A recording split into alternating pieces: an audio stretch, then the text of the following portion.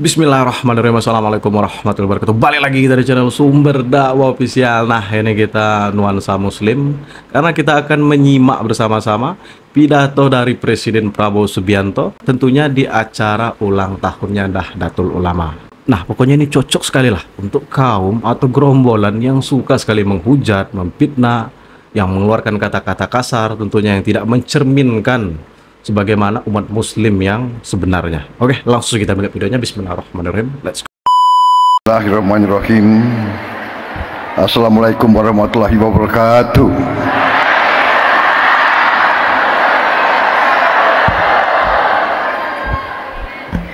Bapak-bapak, ibu-ibu sekalian, para hadirin yang saya hormati, sebagai insan yang bertakwa, marilah kita tidak henti-hentinya memanjatkan puji syukur kehadirat Allah Subhanahu wa taala.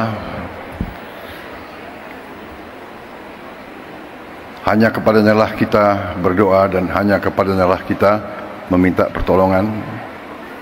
Kita masih diberi kesehatan, bisa hadir bertatap muka menghadiri acara yang mulia ini, yaitu hari kelahiran Nahdlatul Ulama yang 102.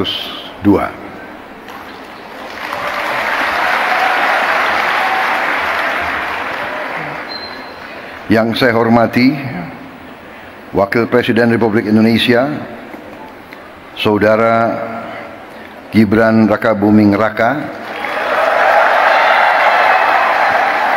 yang saya hormati Wakil Presiden Republik Indonesia ke-13 Bapak Profesor Dr. Kiai Haji Ma'ruf Amin, yang saya hormati.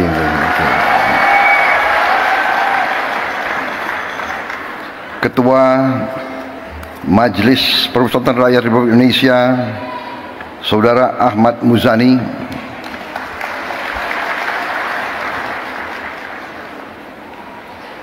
Rois Am PBNU yang saya hormati Bapak Kiai Haji Miftahul Akhyar,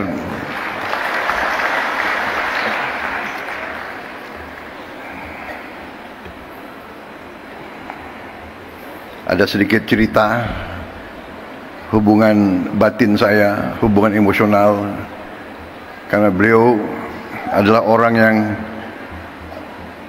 terakhir saya jumpai sebelum pemilihan presiden bulan Februari yang lalu.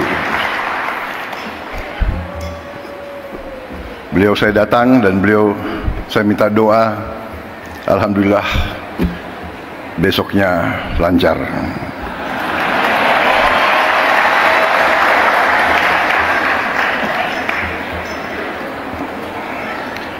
Ketua Umum PBNU yang saya hormati Bapak Kiai Haji Yahya Khalil Saquf yang saya hormati,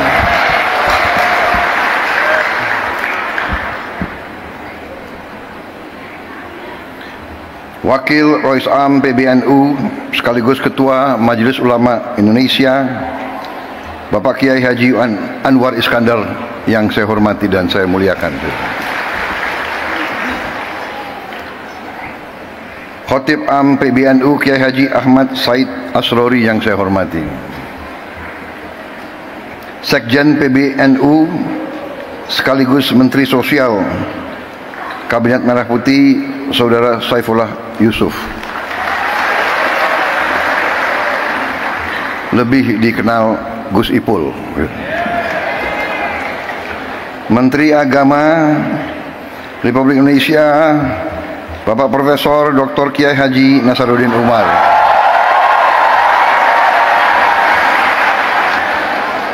para menteri koordinator, para menteri, para kepala badan, kepala BIN, Panglima TNI, Kapolri, serta seluruh anggota Kabinet Merah Putih yang hadir, para duta besar negara sahabat yang hadir,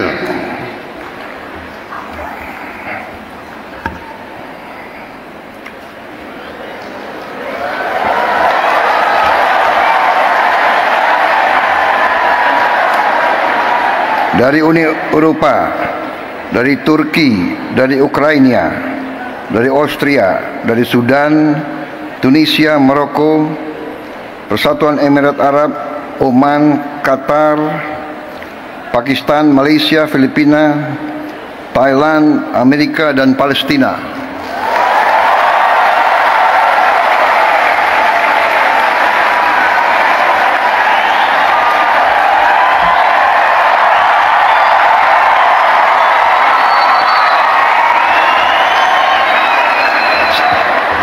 Kalau ada negara yang tidak saya sebut, berarti salah staf saya.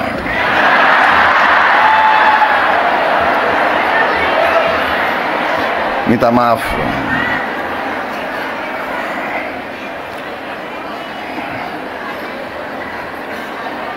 Ketua Muslimat Nahdlatul Ulama Ibu Khofifah Indar Parawansa.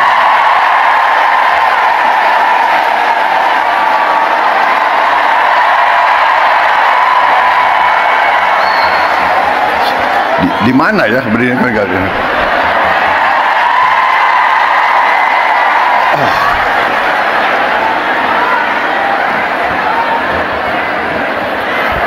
Selamat hadir, selamat terpilih sebagai Gubernur Jawa Timur.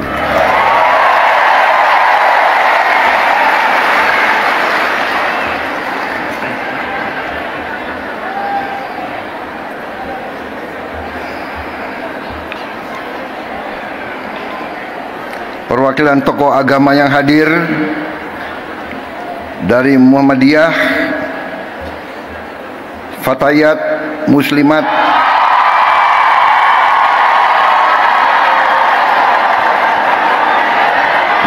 memang generasi muda harus semangat.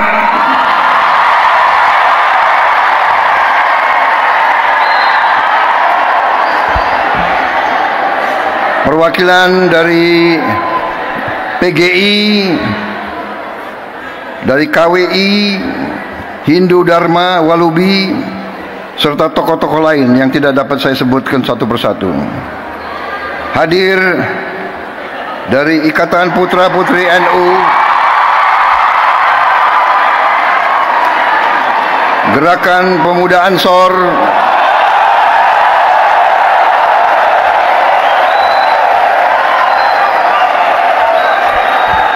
Fatayat dan Muslimat sudah saya sebut 2 kali.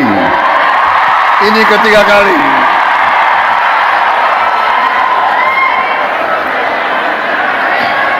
Saudara-saudara sekalian, bapak-bapak, ibu-ibu sekalian, saya ingin mengucapkan terima kasih atas kehormatan yang besar diberikan kepada saya untuk bisa hadir di tengah-tengah saudara-saudara dalam peringatan hari lahir NU yang ke-102.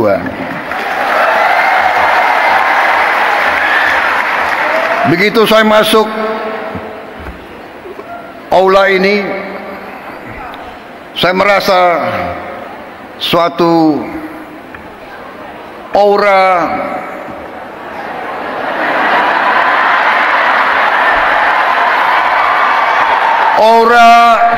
kesejukan, aura kekeluargaan, aura niat baik,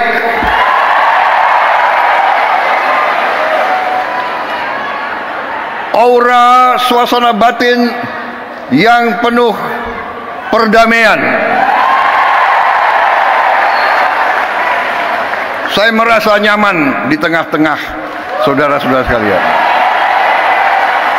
Saya merasa nyaman dan aman.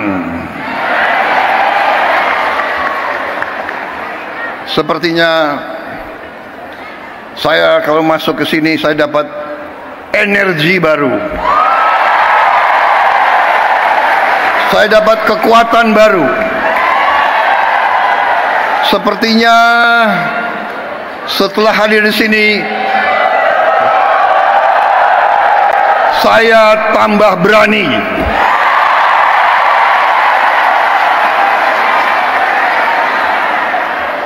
Dan saya tambah bertekad untuk tidak mengecewakan kepercayaan yang diberikan kepada saya. Dan saudara Gibran Raka Buming Raka dan semua anggota koalisi kami.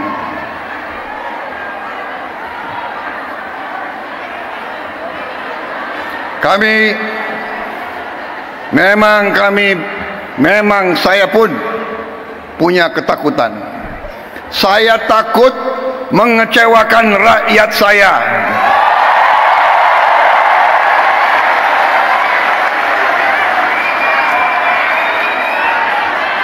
Saudara-saudara, saya kira tokoh-tokoh ulama yang ada mengerti, mengenal saya, bahwa saya memang sudah lama saya dekat dengan kalangan ulama.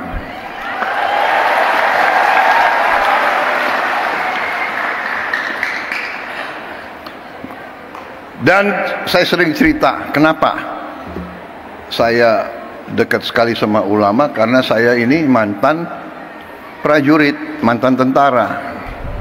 Tentara selalu dekat sama ulama. Kenapa?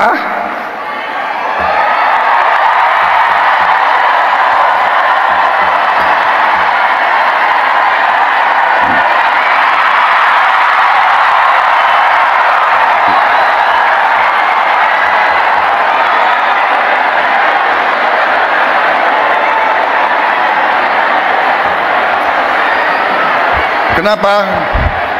Karena seorang prajurit itu dari sejak muda dia harus berangkat tugas menghadapi bahaya, menghadapi maut. Dan biasanya orang kalau menghadapi maut ya cari kiai.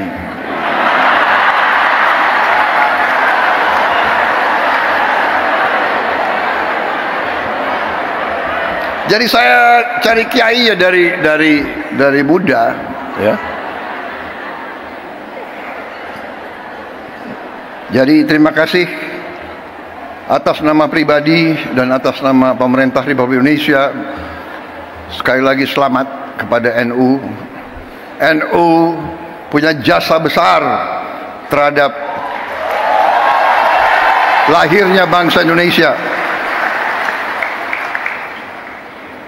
Perjuangan kemerdekaan berpusat di pesantren-pesantren.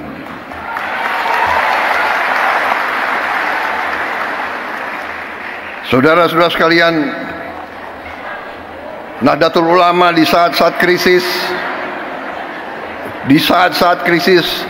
Nahdlatul Ulama tampil selalu dan mengambil sikap untuk menyelamatkan negara dan bangsa Republik Indonesia.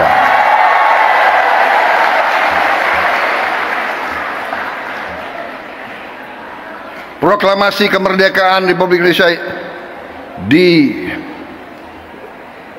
diproklamasikan di Jakarta, tetapi kemerdekaan Indonesia diuji di Surabaya, diuji di Jawa Timur, dan dalam pertempuran 10 November disitulah munculnya para ulama sebagai pejuang, perintis, dan pemimpin dalam membela kemerdekaan Republik Indonesia. Proklamasi lahir di Jakarta. Ujian terhadap proklamasi tersebut diuji di banyak tempat, yang paling besar antaranya di Surabaya. Karena itu saya kira pantas bahwa tekad dari pemimpin-pemimpin saudara-saudara untuk menjaga warisan ini, dan saya sampaikan penghormatan saya bahwa para pimpinan NU dari masa ke masa konsekuen terus dalam menjaga bahwa Nahdlatul Ulama merupakan organisasi besar, rumah besar para ulama, para pemuka Islam yang memperjuangkan Islam yang damai, Islam yang sejuk, Islam yang rahmatan lil alamin.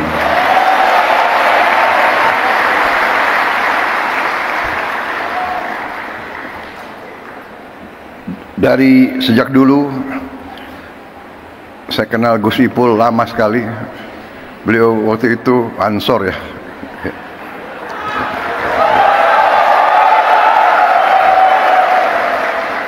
Dan dari dulu saya merasakan tekad NU, keberpihakan NU, komitmen NU untuk mempertahankan NKRI, untuk menjadi barisan terdepan pembela tanah air. Karena itu saya kira sangat pantas bahwa NU bisa dikatakan kelompok religius yang nasionalis.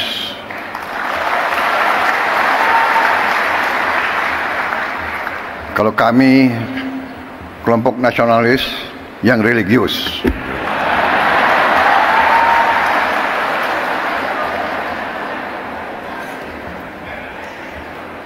Ini sebetulnya sudah disiapkan sambutan yang cukup panjang.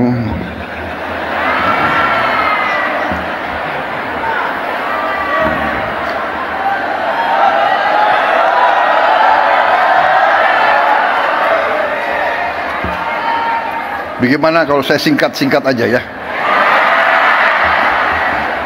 Kalian kan sudah bosan sambutan nih.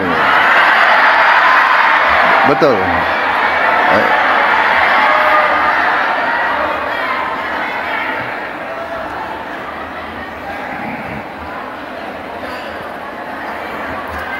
Hari ini saya hadir di tengah suasana hijau.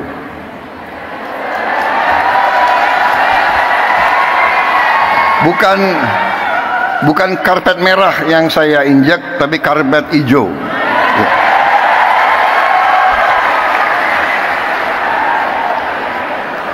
Lampunya pun hijau. Untung saya pakai batik, ada hijaunya juga.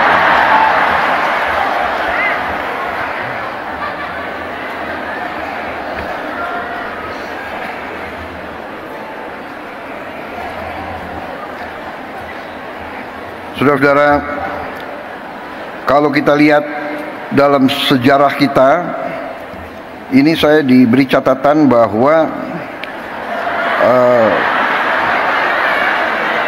pahlawan nasional kita 13 orang dari Nahdlatul Ulama.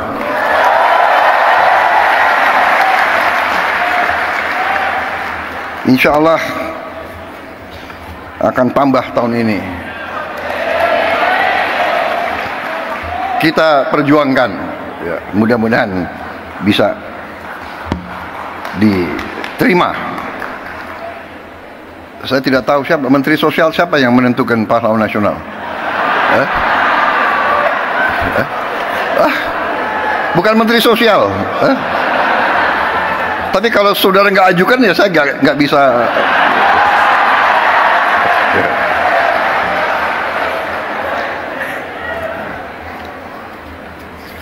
Di kabinet saya pun, kabinet Merah Putih, ternyata banyak sekali orang NU di dalamnya.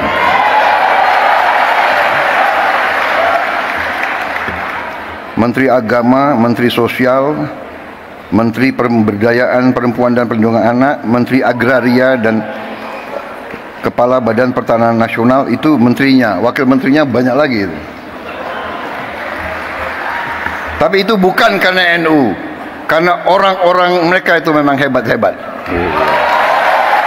Jadi yang diajukan hebat ya tidak bisa ditolak, iya kan? Saudara-saudara, saya kira intinya ingin saya sampaikan, terima kasih atas dukungan saudara-saudara selama ini. Dukungan untuk pemerintah Republik Indonesia, ya. Terima kasih komitmen saudara-saudara. Kita semua berkepentingan, kita semua punya keinginan, kita semua bertekad ingin Republik Indonesia itu menjadi negara yang berhasil. Karena dalam dunia ini ada negara yang berhasil, ada negara yang begitu-begitu saja, dan ada negara yang gagal. Negara yang berhasil memang itu adalah sesuatu yang tidak bisa kita anggap bagaikan suatu yang jatuh dari langit. Negara yang berhasil harus kita bekerja keras, berikhtiar keras, dan kunci daripada keberhasilan itu adalah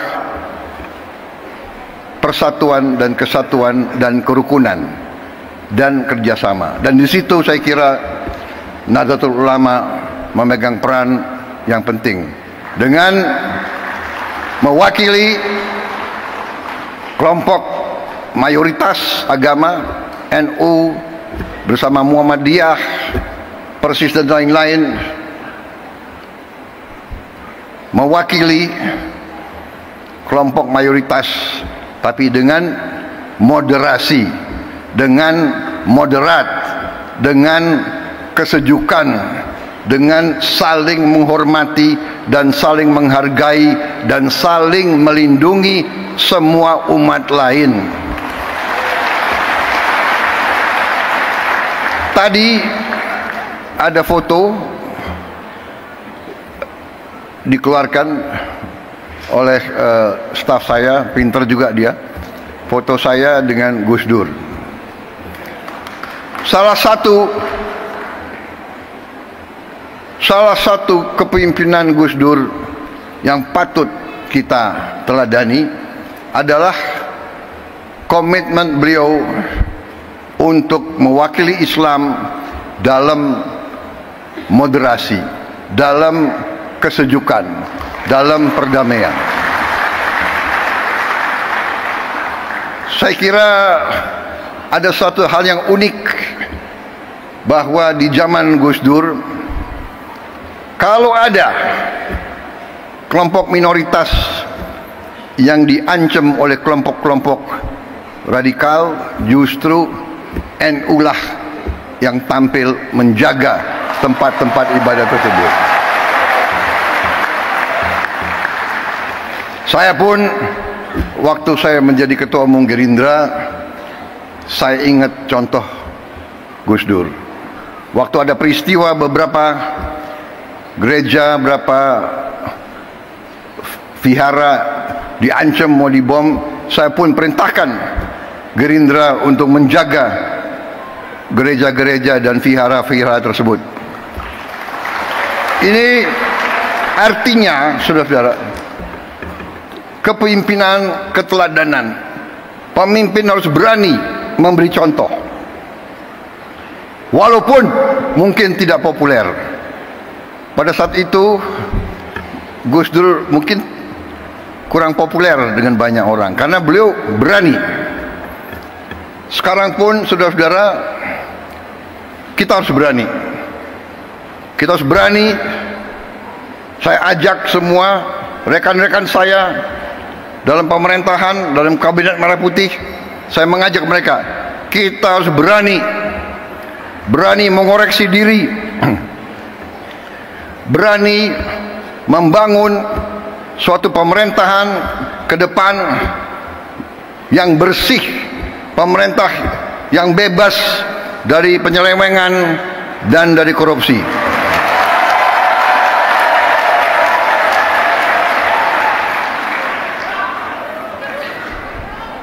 Itu tekad kami. Kami akan terus, dan kami mengerti, kami tahu ada perlawanan-perlawanan, ya, tapi kami yakin apa yang kami perjuangkan adalah untuk bangsa dan rakyat Indonesia.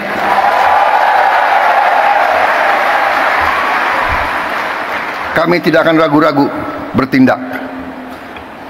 100 hari pertama, ya, saya sudah beri istilahnya peringatan berkali-kali. Sekarang siapa yang bandel,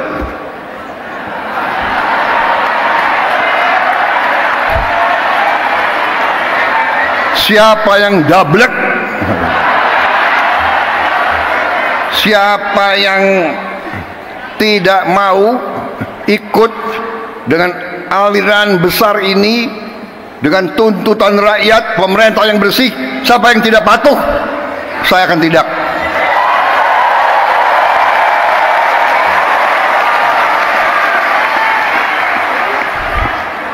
Dan saudara-saudara, jangan kira kami ini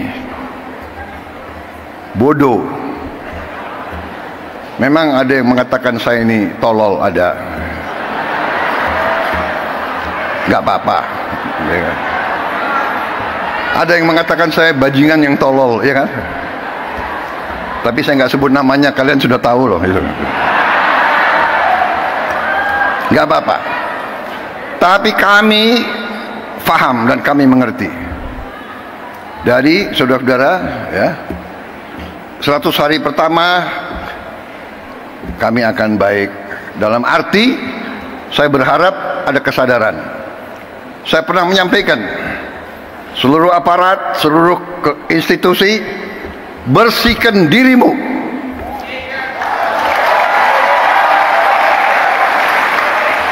Sebelum kau dibersihkan.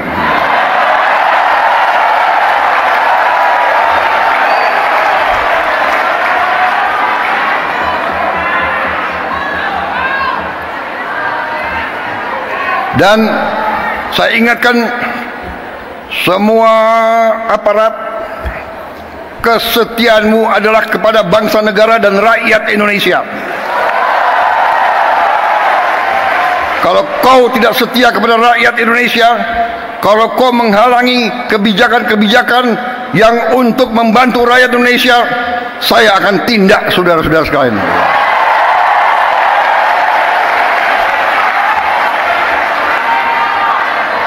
Dan saya minta menteri-menteri, pemimpin-pemimpin lembaga, tidak ragu-ragu. Saudara-saudara kita hanya bekerja untuk bangsa, negara, dan rakyat Indonesia. Terima kasih. Wassalamualaikum warahmatullahi wabarakatuh. Dah, itu tadi pidato dari Pak Prabowo Subianto. Pidato yang sangat menyejukkan, menenangkan, dan insya Allah menimbulkan dan memberikan kedamaian dan berkah pada Republik Indonesia ini tentunya. Tadi beliau di tengah pidato, beliau agak menyentil, itu kita paham sebenarnya maksud beliau siapa itu, tanpa beliau menyebutkan nama atau inisial, tapi kita paham itu ya memang kelompok-kelompok yang selalu mencaci, menghujat, memaki, yang tak pernah menghargai seorang pemimpin. Bukan tidak mungkin, juga tidak menghargai pahlawan-pahlawan bangsa. Karena seorang pemimpin di negeri ini pun mereka tidak hargai, apalagi pemimpin-pemimpin bangsa yang sudah memerdekakan rakyat Indonesia. Dah, saya akhiri pokoknya. Salam cerdas, tetap waras. Wassalamualaikum warahmatullahi wabarakatuh.